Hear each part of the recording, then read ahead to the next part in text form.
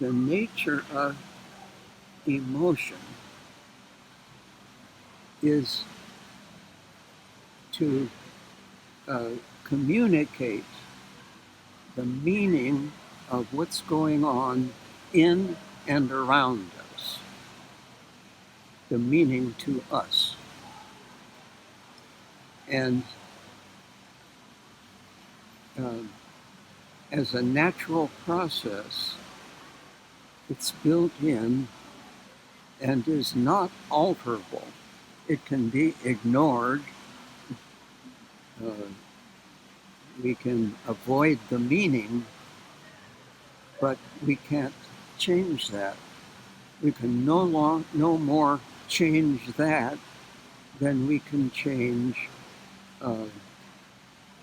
hearing C sharp and making that B flat. We can't do it.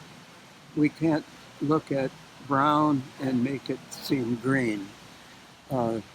It's built in as an amazingly apt protective process for our lives. And the simple thing that happened was that human race advanced to develop a sense of compassion, and especially for the babies, the children. And when a child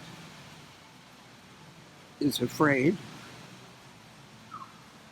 and the parent says, "Don't be afraid, be brave. You don't have to be fearful," which is BS, of course.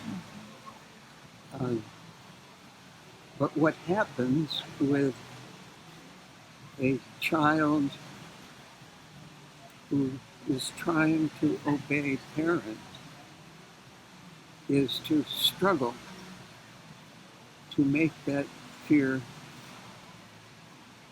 friendly, brave. You can't do it.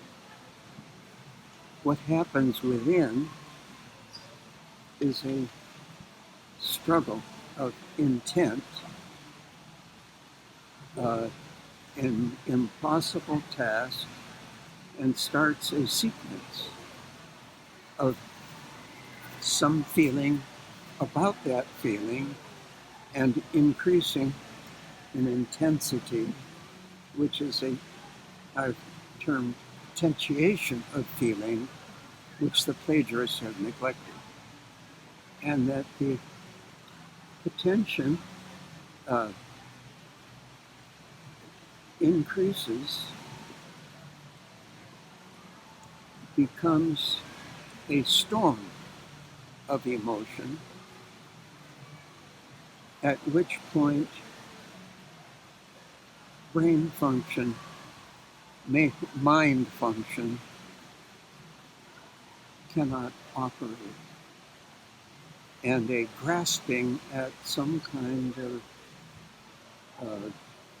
manifestation, symptom manifestation, any of thousands that each individual has invented at the moment in desperate hope of making things make sense to them, and they can't do it.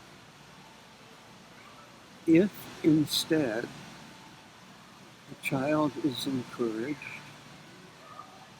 to feel what they feel,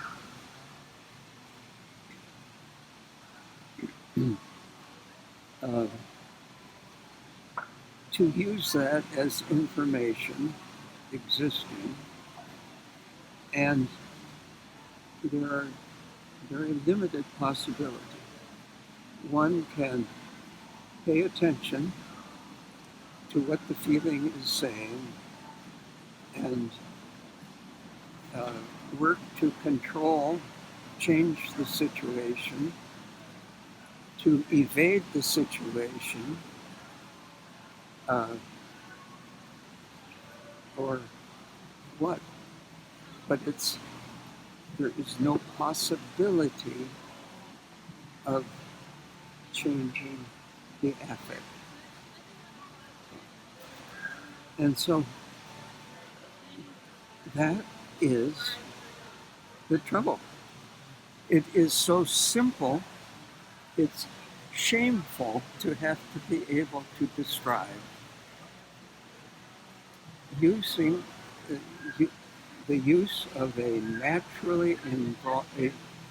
uh, naturally evolved function that has the aim of self-protection and works pretty well. Not always, but well. If it works, we save our lives in some instances, or